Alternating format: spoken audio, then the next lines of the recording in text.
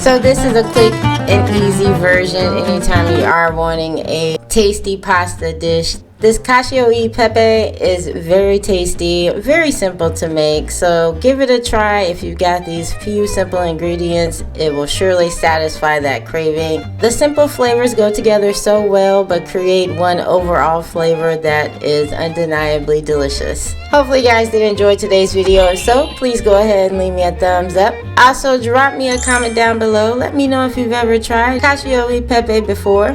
Share this video out, appreciate that. And if you aren't subscribed, go ahead and hit that subscribe button and that bell to be notified every time I drop a new video, especially during COOKMAS. You guys take care and thanks for watching. Bye guys.